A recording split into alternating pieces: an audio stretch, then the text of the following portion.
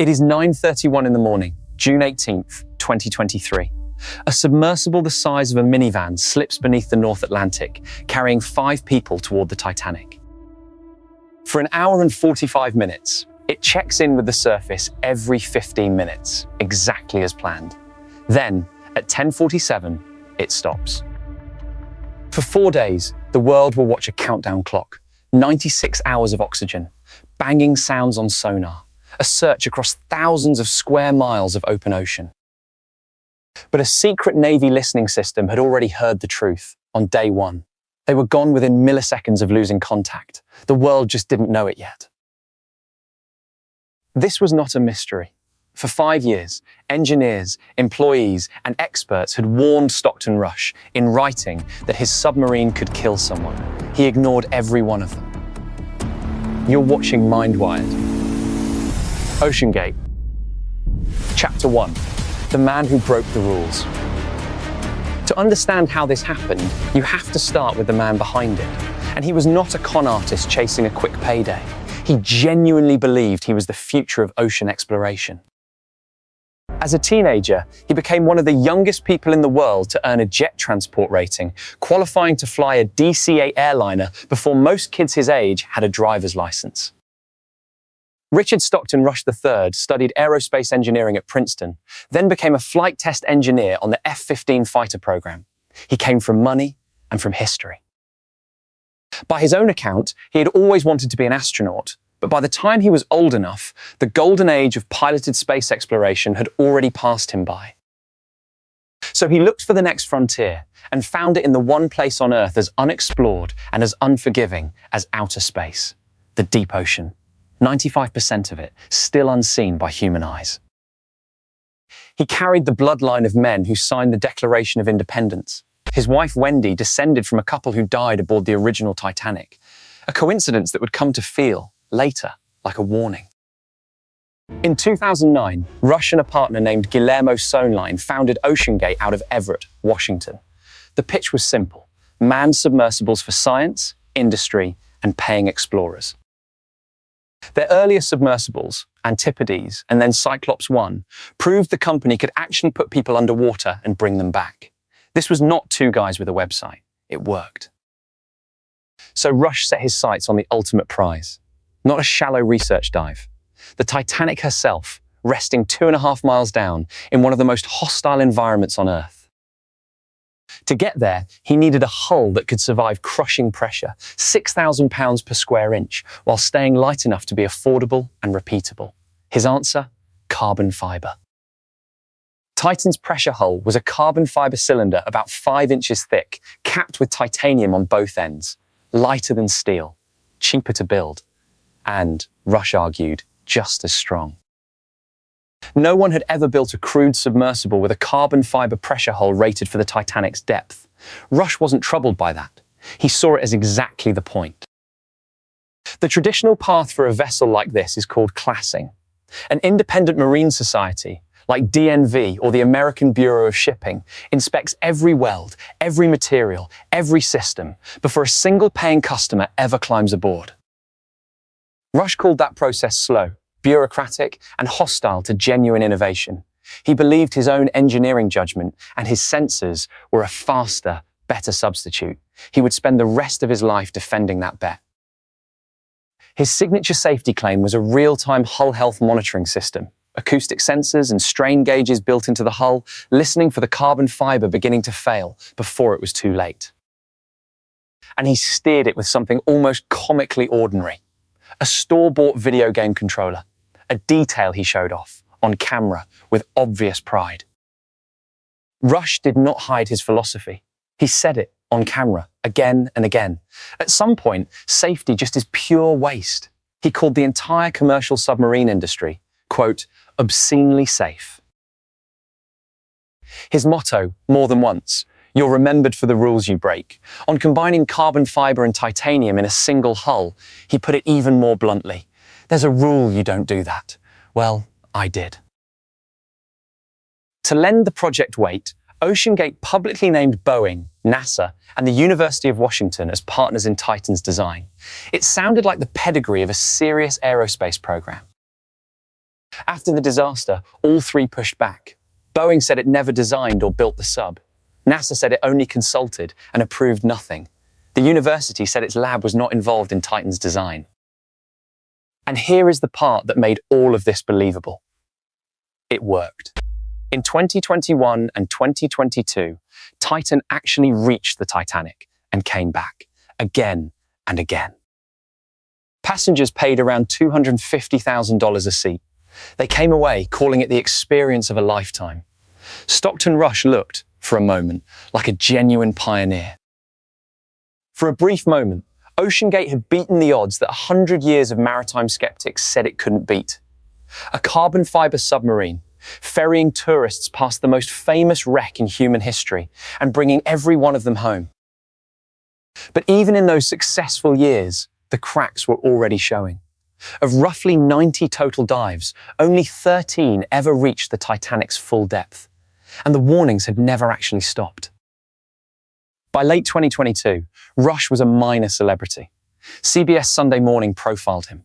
Journalists lined up for a seat. He appeared again and again as the face of a new golden age of ocean exploration. He talked openly about expanding the fleet, about eventually offering trips to other deep wrecks, other frontiers entirely. In his own mind, Titan was only the beginning. Chapter 2. The man who tried to stop him.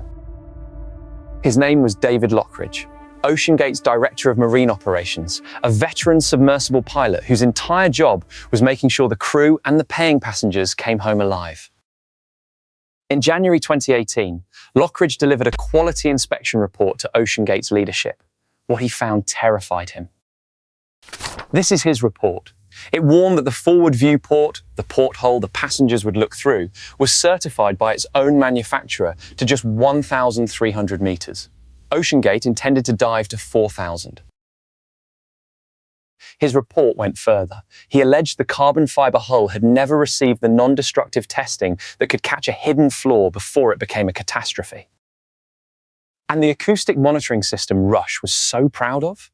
Lockridge's report warned it would only detect a failure once it had already begun, in his words, often milliseconds before an implosion. He was fired that same month. His counterclaim later said he was given about 10 minutes to clear his desk and leave the building. Then OceanGate sued him for breach of contract, for disclosing trade secrets, including, they alleged, to federal workplace safety regulators. Lockridge countersued, saying he had been fired for being a whistleblower. The case settled quietly, out of court, in late 2018. The terms were never made public, and inside OceanGate, everyone understood the lesson. OceanGate's own position, in writing, was that submitting Titan to independent certification was, quote, anathema to rapid innovation. Every marine classification society in the world, they said, was simply too slow. It is worth sitting with that argument for a moment, because it is not entirely crazy. Classification can genuinely be slow. Regulation can genuinely calcify. Rush was not wrong that innovation sometimes needs room to move. But there is a difference between moving fast and refusing to look, and every person who actually inspected Titan's hull up close came away asking Rush to slow down, not to speed up. OceanGate's blog post laid out its philosophy in full. Bringing outside engineers up to speed on every innovation before real-world testing, it argued, would smother the entire project in bureaucracy before it ever left the dock. It is a seductive argument, especially to an engineer who believes his own data. But data from one team, checked only by that same team, is not the same thing as an independent verdict. Chapter 3. The industry that begged him to stop. Lockridge was not alone. In March of 2018, an entire industry organization put its warning in writing. The Marine Technology Society sent Stockton Rush this letter, signed by dozens of the world's leading submersible experts. It warned that his experimental approach could lead to outcomes, in their words, from minor to catastrophic. The letter called OceanGate's marketing misleading to the public for advertising Titan as meeting or exceeding safety standards it never actually intended to follow. It begged him, one more time, to let an outside body certify the sub. The letter was written by Will Conan, who chaired the Society's Committee on Manned Submersibles. This was not a rival company trying to slow him down. This was the closest thing the industry had to a unanimous consensus. Rush's answer never changed. He called warnings like this baseless cries of, quote, "You are going to kill someone." He said he'd heard them, in his words, way too often. Expedition specialist Rob McCallum warned him directly by email that same year. "You are potentially putting an entire industry at risk," he wrote. Rush's lawyers reportedly threatened him into silence. Here is why the engineers were so afraid. Carbon fiber is superb in tension. It holds up a jet's fuselage. But under crushing pressure, dive after dive, it behaves completely differently. Each descent is a compression cycle. Microscopic layers begin to separate, a process called delamination, and the damage builds silently, invisibly, dive after dive. A steel or titanium sphere deforms before it fails. It warns you. A carbon fiber hull can hold and hold and hold, and then fail all at once with no warning at all. In 2019, submersible expert Carl Stanley rode Titan on a deep test dive off the Bahamas. He heard a loud cracking sound. He emailed Rush that it sounded like an area of the hull breaking down, getting spongy. OceanGate did cancel the rest of that season's dives and rebuilt part of the hull. For a while, it looked like the warning had finally landed. It hadn't. It was a pause, not a change, of course. He kept emailing warnings for over a year. Titan operated in international waters beyond any nation's inspection rules, and every passenger who boarded was labelled, on paper, a mission specialist, not a passenger. That label was exactly what kept Titan outside the inspections meant to protect paying customers. James Cameron, who has dived to the Titanic dozens of times, would later call the whole thing a terrible irony. Cameron said the deep-sea engineering community had been very concerned and had written letters saying plainly that Titan was too experimental to carry passengers. These were not internet critics. These were the people who had actually built submersibles that worked. And then Cameron drew the parallel that would haunt this entire story. The original Titanic's captain was warned about ice again and again and steamed ahead anyway. A century later, at the very same wreck, warnings were ignored all over again. None of these warnings came from a rival trying to steal business. They came from the exact community Rush claimed to be serving, people who loved deep-sea exploration and wanted it to survive its own ambitions. Chapter 4, The Final Dive. By 2023, Titan had already completed dozens of dives. Nobody outside the company knew how many times the hull had been quietly pushed past what it could safely bear. On the morning of June 18th, Titan was launched from its support ship, the Polar Prince, some 370 miles off Newfoundland, directly above the Titanic.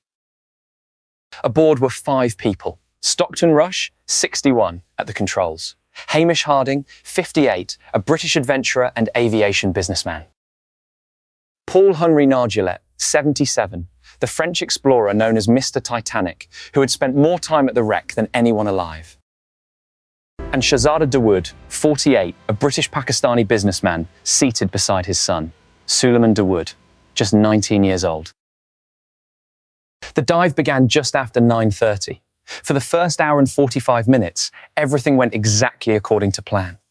Titan checked in with the surface every 15 minutes, as always. Then, at 10:47, the messages stopped. Titan never came back up. After hours of silence, the crew of the Polar Prince alerted the authorities that evening. The submersible was overdue and missing.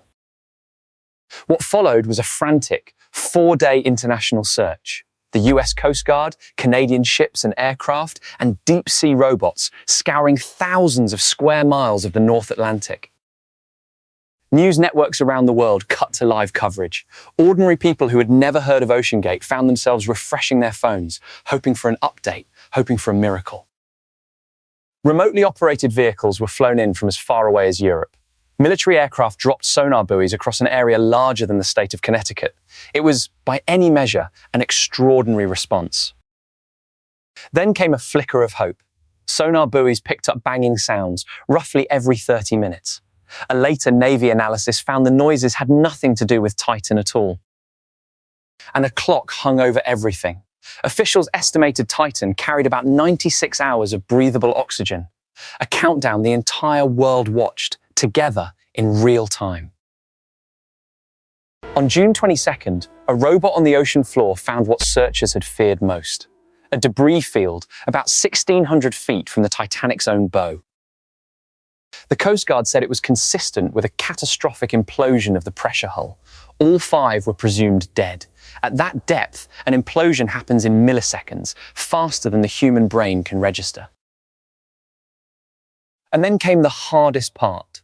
Officials later revealed that on June 18th, right around the moment contact was lost, a secret US Navy listening system had already detected an anomaly it called consistent with an implosion. It wasn't considered definitive, so the search went on. But it meant the 5 men had most likely died within the first 2 hours, while the world spent 4 more days hoping. In the weeks that followed, the Coast Guard recovered debris from the seafloor and, it said, presumed human remains carefully brought up for analysis.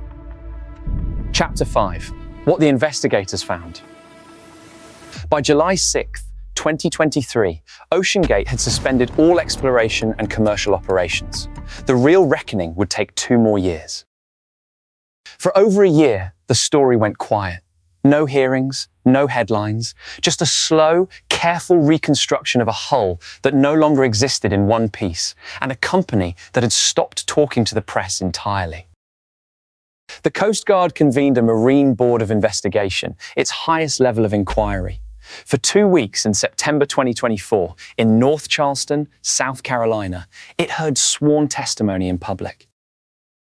OceanGate's own former engineering director testified first. He said he felt pressured to make the sub dive ready and that he told Stockton Rush plainly, "I'm not getting in it." David Lockridge testified too. Asked how the company had responded to every warning he'd raised, his answer was blunt. "Everything I raised in that report, they had an excuse. It was a disgrace." One former technician told investigators he'd quit over the mission specialist label. He said when he raised it, Rush's answer was that if the Coast Guard became a problem, he'd, quote, buy himself a congressman and make it go away. The hearings surfaced the moment investigators now believe was the beginning of the end. Dive 80 in July 2022. The people aboard heard a loud bang. 2 separate sensor systems recorded it. The Coast Guard's own report is blunt about what that acoustic monitoring system actually was. Not a real-time safety alert, capable of stopping a dive mid-descent.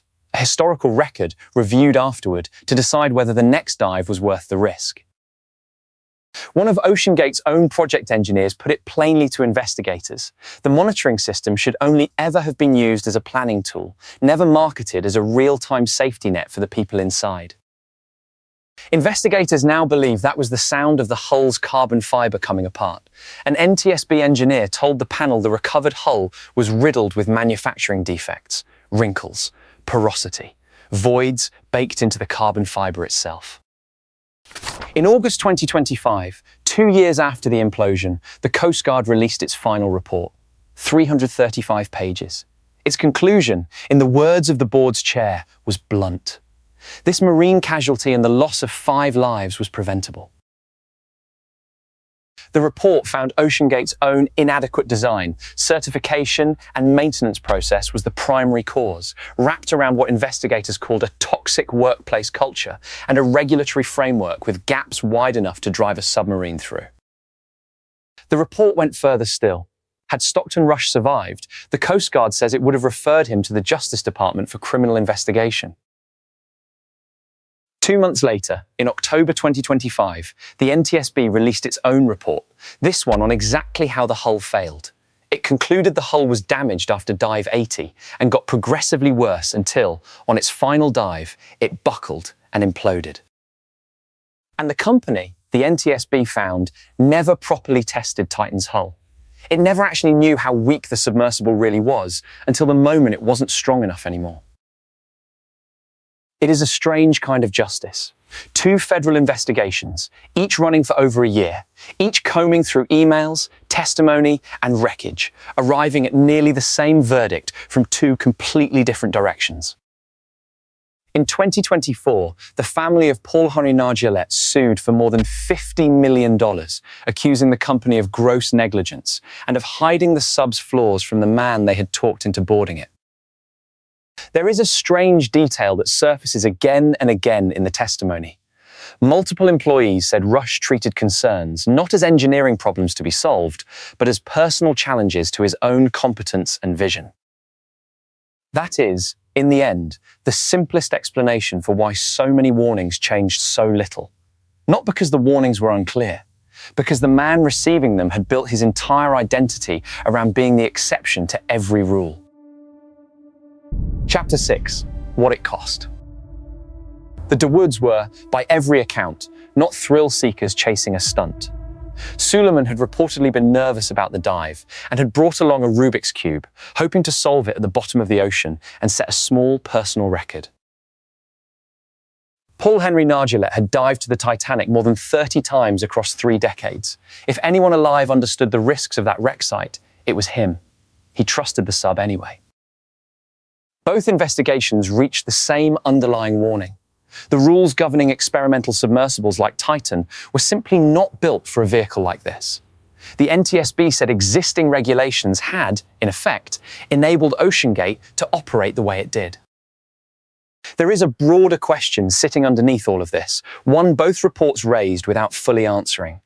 Who, exactly, is supposed to say no to a wealthy, confident founder when the entire regulatory system assumes good faith? International waters have no single police force. Marine classification societies are voluntary. Passenger vessel rules only apply to passengers, and OceanGate simply stopped calling them that. Every gap here was legal. That is what made it so dangerous. It is tempting to make this a story about one reckless man.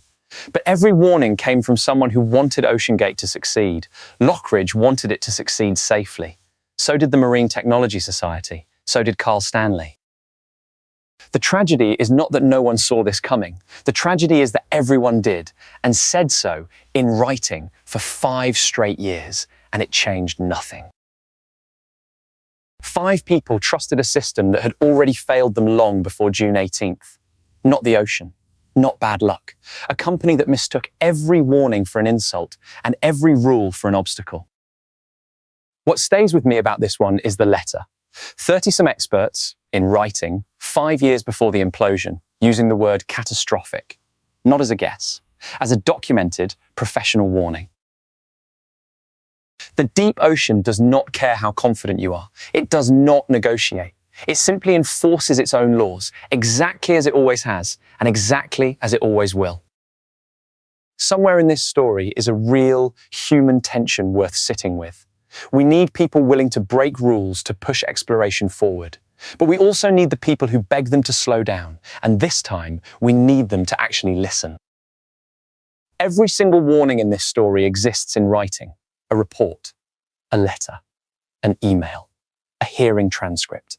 Nothing here is a guess made after the fact. It was all said, clearly, while there was still time to change course. If a single ignored letter could end 5 lives at the bottom of the ocean, wait until you see how far people were willing to go to sell 200,000 people a one-way ticket to Mars. Watch our film on the Mars One scam. If this story moved you, subscribe to Mindwired. We tell the true stories of how far people will go chasing the edge of what's possible and what it costs the people who trust them. This has been OceanGate. If any of this messed with your head a little, well, that's exactly the point. And it only happens because people like you keep showing up. And hit subscribe right now for it. It costs you nothing, and it's the entire reason Mindwired keeps making videos like this. Subscribe.